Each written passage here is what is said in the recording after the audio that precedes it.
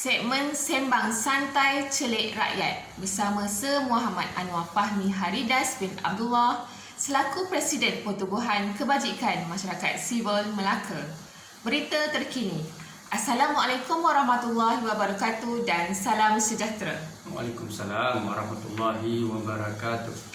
Apakah ulasan Tuan berkaitan kepentingan menurut kehendak Presiden dan Majlis Tertinggi daripada kehendak Perdana Menteri di dalam membuat keputusan antara parti atau kerajaan?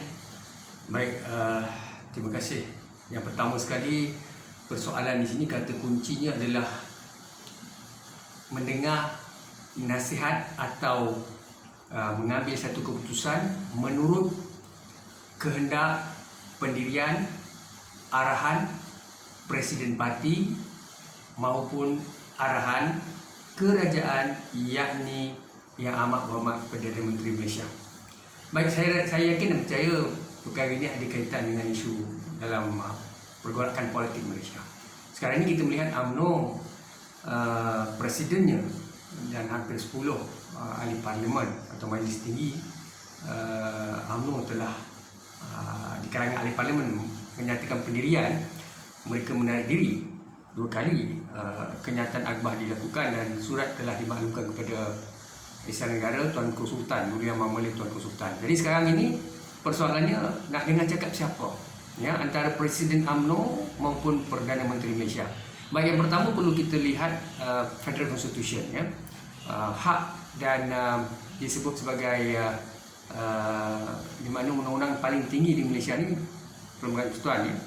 Enactment Akta Ordinan yang bercanggah ni batal. Jadi bagi saya bagusnya UMNO ni, ya, parti UMNO, Presiden dan juga Majlis Tinggi, mereka tidak memaksa, ya, diserahkan kepada ahli parlimen membuat keputusan sendiri untuk menarik diri sama ada mahu menyokong kerajaan atau tidak, atas apa saja alasan ahli parlimen itu atau jemaah menteri yang memegang portfolio sebagai portfolio dalam jemaah menteri atau menteri kabinet di bawah kepimpinan Tan Sri Muhyiddin Yassin.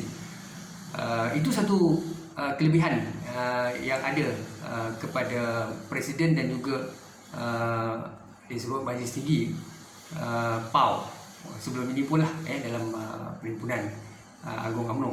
Jadi saya melihat satu kesuburan demokrasi dalam UMNO itu sendiri wujud. Walaupun sebenarnya memang daripada awal kita maklum, ya, aku janji, ya, sumpah setia dan sebagainya, kita mestilah berpegang kepada pendirian majoriti disebut Majlis Tinggi dan juga kehendak ahli UMNO. Dan perkara ini telah dibawa kepada rakyat ataupun perwakilan UMNO dalam Perhimpunan Agung UMNO beberapa kali oleh Presiden Parti dan juga Majlis Tinggi. Jadi bagi saya isunya jelas. Saya menjelaskan tadi bahawa kelonggaran, kesuburan demokrasi ini telah lama diperhatikan. Namun timbul satu lagi suasana dan keadaan di mana kalau kita melihat ahli parlimen, ya, UMNO ini, mereka memang memegang jawatan sebagai menteri, ya. Kita adalah beberapa portfolio di bawah sebagai ganjaran, ya, sebagai penghargaan diberikan oleh Tan Sri Muhyiddin Yassin kepada ahli parlimen dalam kalangan mungkin senator juga daripada PAS dan juga UMNO, Obviously sekarang ini UMNO ini sedang konsisten, ya, menarik diri secara serius dalam Pakatan Perikatan Nasional. Jadi keadaan ini telah menggugat kedudukan kredibiliti Perdana Menteri dari segi kedudukan kursi parlimen. Ada yang menyatakan kerajaan telah jatuh, ya, ataupun kursi parlimen ini tidak cukup 110, dan banyak kali lah pertikaian yang berlaku. Dan kita juga melihat dari aspek seorang ahli parlimen, ya, tak kira lah parti apa pun, bagi saya secara peribadinya sudah pasti kita ini dapat jawatan, ya, baik di negeri, kalau kita sebut Dewan Undangan Negeri sebagai ADUN, ataupun di parlimen, daripada disebut daripada parti itu sendiri, ya. Kita jadi wakil rakyat ADUN dan ahli parlimen Dewan Undangan Negeri atas kapasiti UMNO ataupun parti politik. Jadi kerana UMNO itulah, kerana menjadi ahli parlimen UMNO itulah, maka mereka mendapat peluang menjadi ahli parlimen. Dan seterusnya daripada ahli parlimen itu, mereka dapat membantu Tan Sri Muhyiddin Yassin membuat kerajaan Perikatan Nasional. Akhirnya kerajaan itu wujud, dengan apa cara. Tapi sekarang ini kerajaan ini dikatakan telah hilang, majoriti. Di sinilah saya melihat sekali lagi, kalau tanpa UMNO, tanpa menjadi wakil rakyat ahli parlimen UMNO ini, mana mungkin mereka mampu dilantik sebagai menteri, jemaah menteri. Jadi bagi saya mereka perlu juga, sebab bagi saya ada pihak-pihak ataupun menteri ataupun sebahagian besar daripada ahli parlimen ini yang diberi pelbagai jawatan dalam JLC juga ataupun dalam mungkin portfolio menteri, mereka letak jawatan kerana berpendirian perlu akur dengan putusan Perhimpunan Agung UMNO, PAU dan juga kehendak Presiden dan Majlis Tinggi. Jadi bagi saya ini antara isu yang perlu dilihat, dan apa saja keputusan yang dilakukan oleh ahli parlimen UMNO ini, saya rasa mereka berhak melakukannya, sama ada mereka mahu keluar maupun mereka mahu kekal menyokong. Tetapi bagi saya keputusan itu mestilah keputusan majoriti, dan bagusnya UMNO ini dia tidak memaksa. Siapa mahu menyokong terus, siapa mahu keluar terus. Tetapi apabila berlaku kelonggaran begini, kita dapat lihat kesuburan demokrasi dalam UMNO itu sendiri. Baik, soalan seterusnya, bagaimana Tuan melihat perkembangan laporan daripada portal Malaysia Kini yang melaporkan Yang Berhormat Datuk Seri Dr. Noraini binti Ahmad, Menteri Pengajian Tinggi, dilaporkan telah meletakkan jawatan sebentar tadi? Baik, berkaitan dengan portal Malaysia Kini, saya kurang pasti.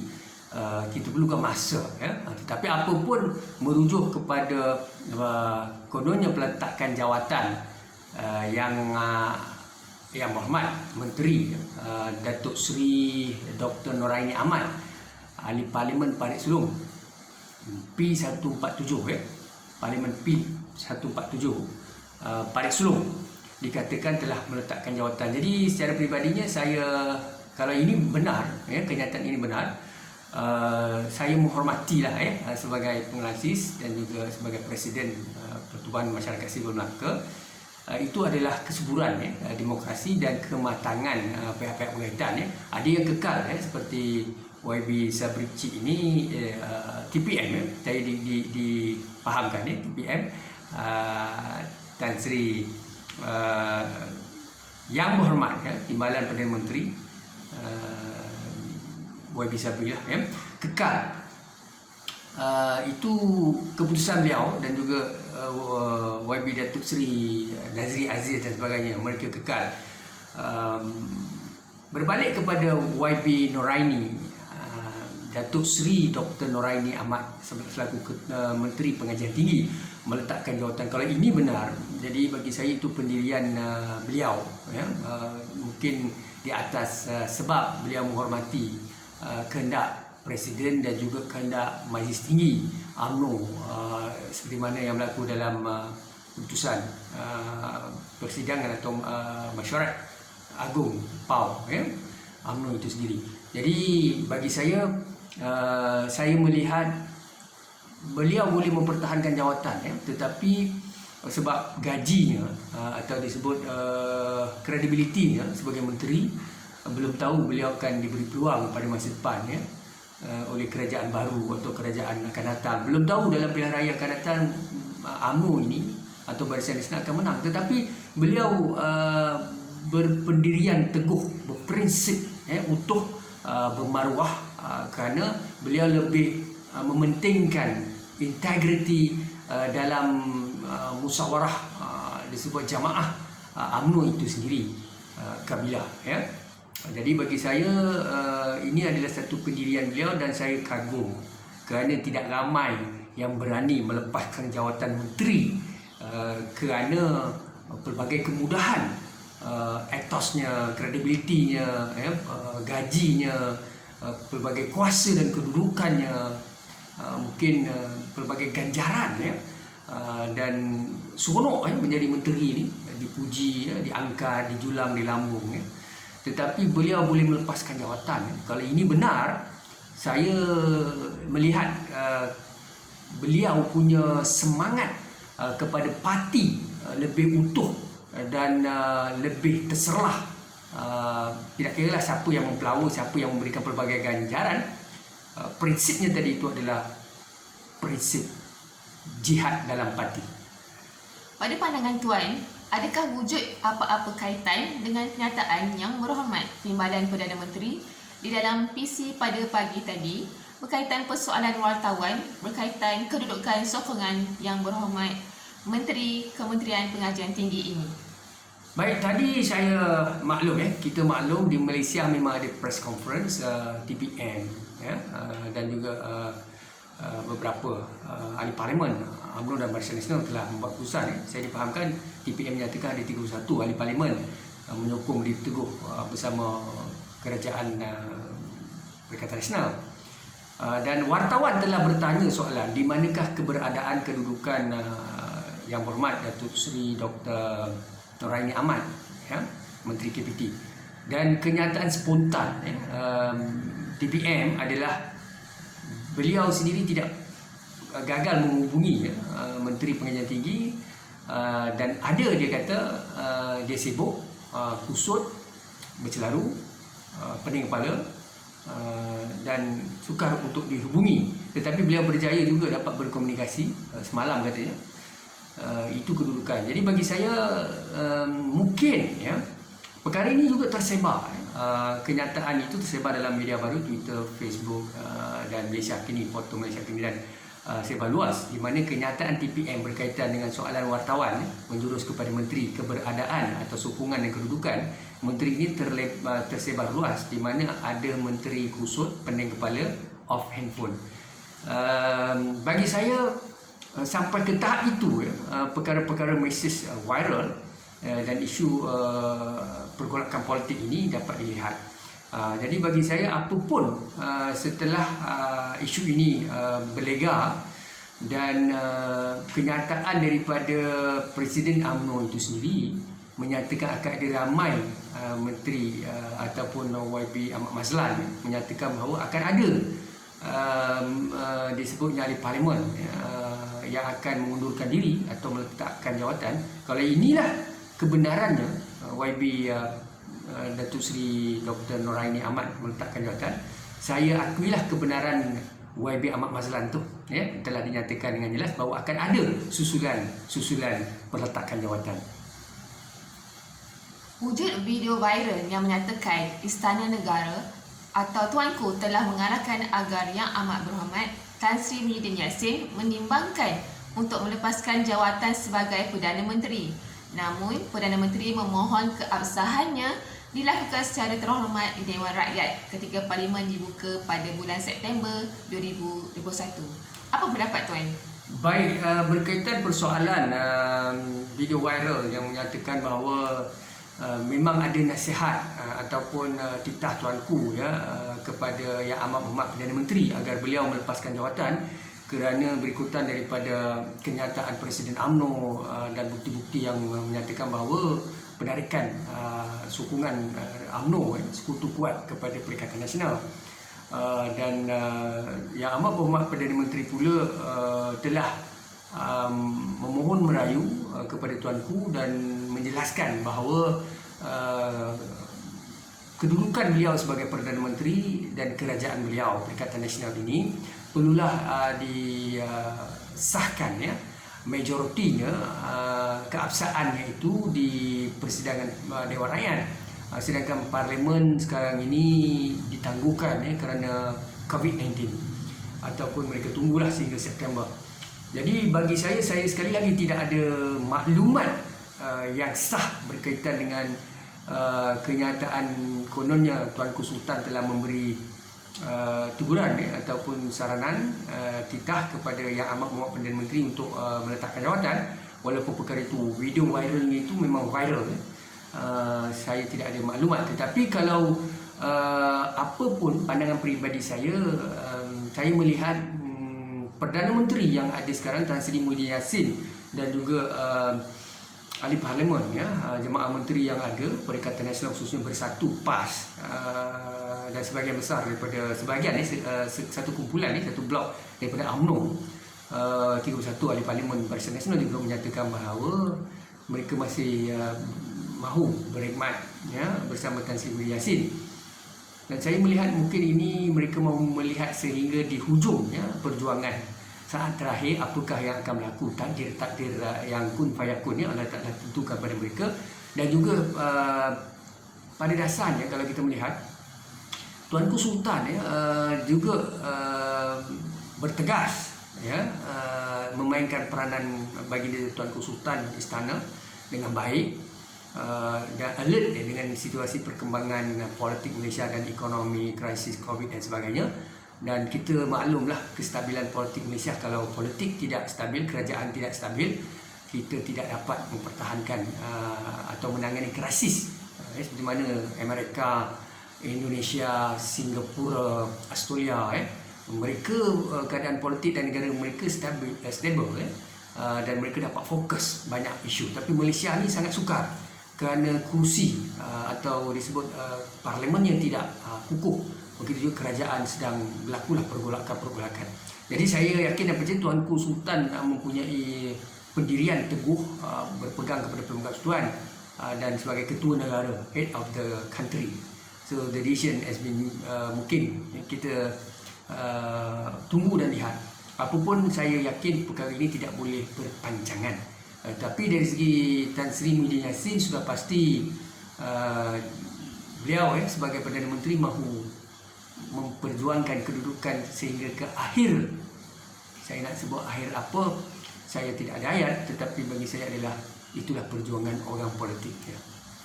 Apa komen Tuan berkaitan wujud komen sindir sinis? Kononnya dikatakan daripada Presiden UMNO bahawa harga katak kini bakal mencecah 32 juta berbanding harga bekalan daging lain di pasaran. Baik, berkaitan sindiran sinis atau metafor semiotik ini, saya percaya Presiden UMNO kali ini benar kenyataan itu yang kononnya dizahirkan oleh Presiden UMNO Datuk Zahid Hamidi, Datuk Seri Zahid Hamidi. Jadi bagi saya di mana sekarang ini kita melihat percaturan lompat parti atau beralih sokongan ini bukan baru. Daripada zaman Barisan Nasional kepada Pakatan Harapan, obviously perikatan ini sangat banyaklah sebab puncanya kerusi Perikatan Nasional tidak banyak rapuh, lemah, tidak empuk jadi sangat lemah. Jadi keadaan ini menyebabkan keberangkalian tawar-menawar ini kita tidak pasti kerana tidak ada satu tangkapan dari SPRM. Sebab itulah saya selalu bertanya soalan SPRM, kalau kita mahu berpegang kepada isu rasuah, politik wang dan sebagainya, saya nampak ketegasan itu berlaku pada kepimpinan Tun Abdul Ahmad Badawi Pak Lah sebagai Perdana Menteri, di mana dia sebut sebagai calon-calon UMNO ini dalam pemilihan UMNO mereka terlibat dalam politik wang. Maka beberapa naib presiden telah diambil tindakan oleh lembaga disiplin UMNO Malaysia pada ketika Tun Abdul Ahmad Badawi menjadi Perdana Menteri. Jadi sekarang ini kita berbalik kepada isu politik wang. Saya agak pelik dan muskil kenapa dan mengapa SPRM kadang-kadang tidak melihat politik wang sebagai rasuah, sedangkan itu adalah ganjaran pemberian tawar-menawar. Itu adalah rasuah bagi saya secara peribadi. Tapi SPRM serahkan kepada lembaga disiplin UMNO untuk tangani. So perkara ini tidak, bagi saya tidak berprinsip.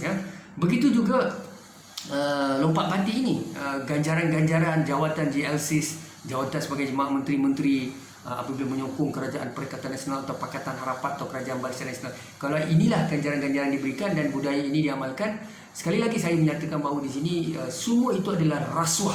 Dan kalau saya jadi ketua pengarah KP SPRM, kalau saya jadi KP SPRM, sudah pasti saya tegas, saya tidak akan beri muka dan saya anggap itu rasuah. Ya, dan kita akan buat pertuduhan dan kita akan heret pihak-pihak berkaitan ke mahkamah, tidak kira parti politik mana. Jadi bagi saya rakyat sudah mengundi, ya. Rakyat sudah mengundi Melayu, India, Cina, Sabah, Sarawak, Kedatangan Portugis asli. Mereka telah mengundi dan mereka beri kepercayaan kepada ADUN dan ahli parlimen. Tiba-tiba berlaku ahli parlimen yang lompat parti, ya, lompat parti kepada daripada UMNO kepada perikatan, daripada perikatan kepada UMNO, contoh kalau berlaku, ya, daripada PAS kepada UMNO perikatan, ataupun daripada perikatan kepada parti lain. Jadi kalau inilah yang berlaku, bagi saya individu berkaitan tidak berintegriti, tidak bertanggungjawab dan tidak bermaruah dan berprinsip, kerana ahli parlimen itu menang atas kapasiti parti politik yang beliau diberi ganjaran, diberi laluan, ya, untuk menjadi calon, ya. Nak jadi calon ADUN dan ahli parlimen bukan senang, ya. Ramai duk menunggu dia akan undi, ya, tetapi diberi peluang, tapi dah menang pilihan raya, lepas itu melompat. Kenapa? Sebab diberi ganjaran habuan. Jadi bagi saya, Sultan Tuanku Sultan, ya, Selangor dan Tuanku yang Agung, ya, menyatakan rasuah di Malaysia sangat rencam. Jadi saya sendiri menyatakan memang rasuah di Malaysia rencam. Jadi SPRM, saya bukan bercakap bagi pihak SPRM, tapi pandangan peribadi saya sebut banyak kali, kalau saya jadi KP SPRM, saya tidak akan beri muka peluang kepada siapa saja. Kalau Perdana Menteri terlibat dalam disebut salah guna kuasa ataupun corruptions, saya akan dakwa. Nak tukarkan saya, nak tamatkan perkhidmatan saya sebagai KP SPRM, tidak ada masalah. Itu saya. Ya. Okay, baiklah, terima kasih banyak-banyak Tuan kerana sudi menjawab soalan pada hari ini. Sehingga kita berjumpa lagi di lain masa. Assalamualaikum warahmatullahi wabarakatuh. Waalaikumsalam warahmatullahi wabarakatuh.